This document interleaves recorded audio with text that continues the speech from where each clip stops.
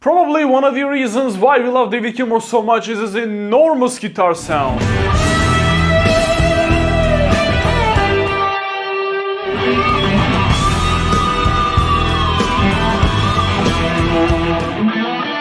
In this video, we are going to analyze some of David Gilmour's legendary live performances and understand why David Gilmour sounds so huge. I will also give you great tips to make you sound bigger. Let's go.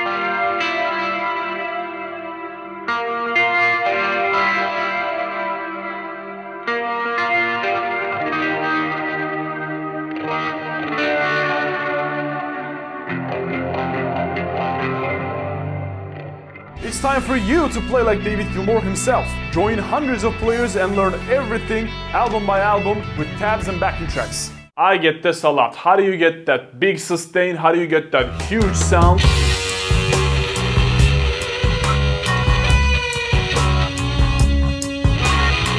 My big muff sounds thin or buzzy, yours sounds so smooth. Why is that?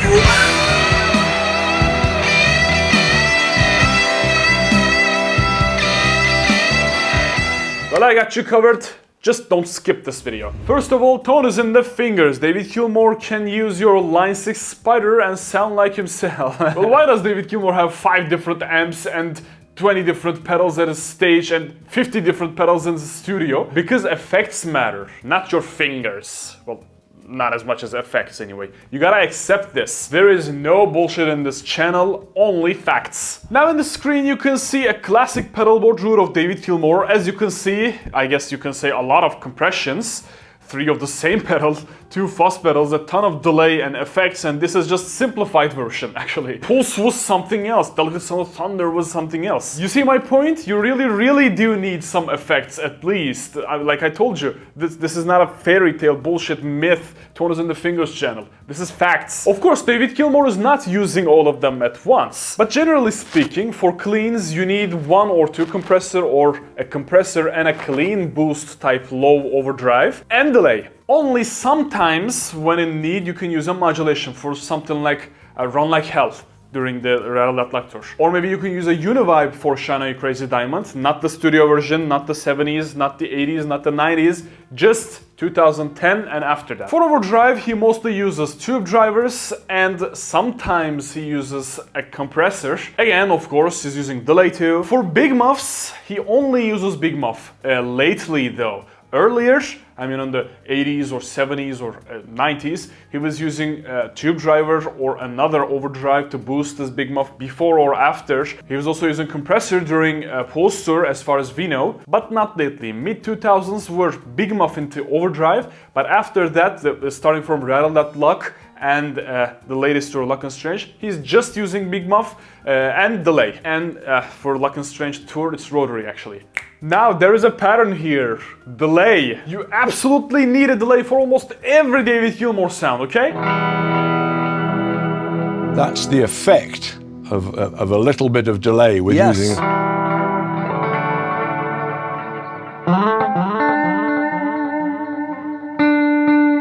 In fact, if you have any doubt about David Gilmour's guitar tones, just see my tone guides at my Patreon. Pedal by pedal, amp settings, pedal settings, alternative pedals, sound clips, everything you need is there. Or you can see my tone analysis videos on my YouTube. And actually, Gilmour is not known for his reverb usage, but there are all sorts of ambience and reverby sounds in these venues that he performs.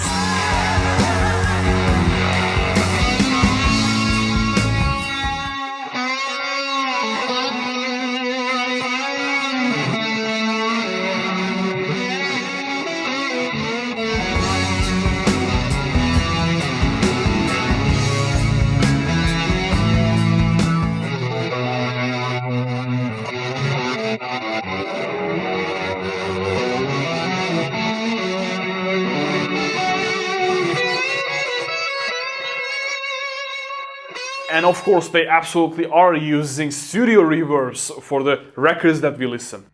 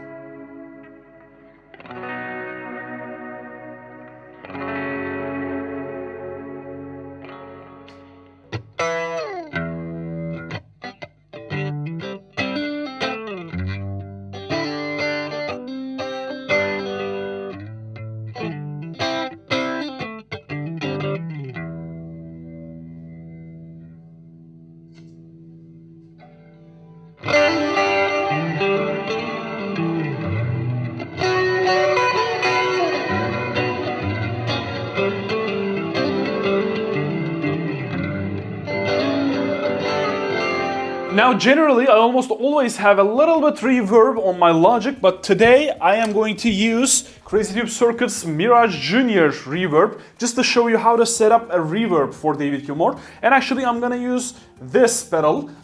Let me just sit down a little bit because of the frame.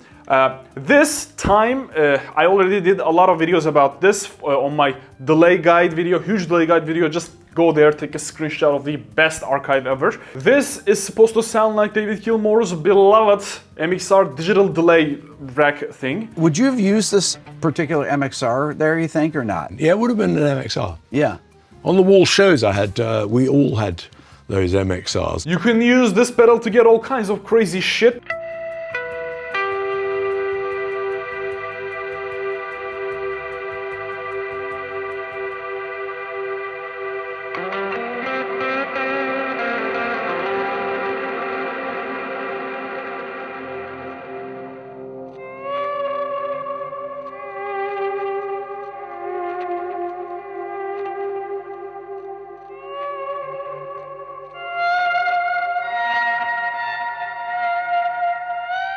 Enough talking, let's just work on some David Gilmour tones. You will realize the importance of delay and reverb, okay? I'm gonna turn these on and off and we'll have some fun.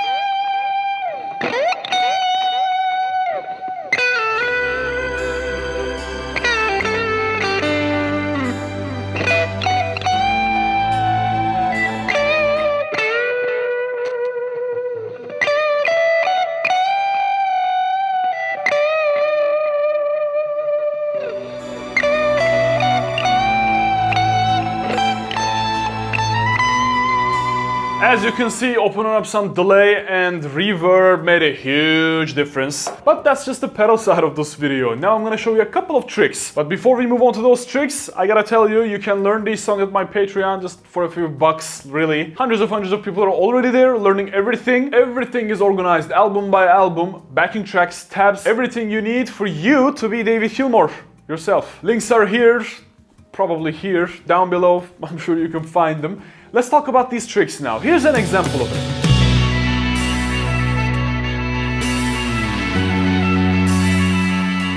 That sounds, at least to me, 100% spot on tone for the studio tone. And the sound is just full, okay? Full, huge sound.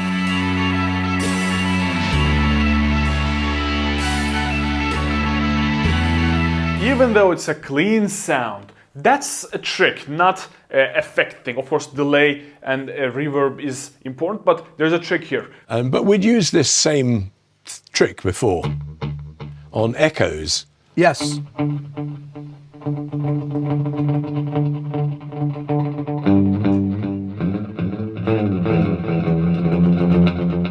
Here's another example.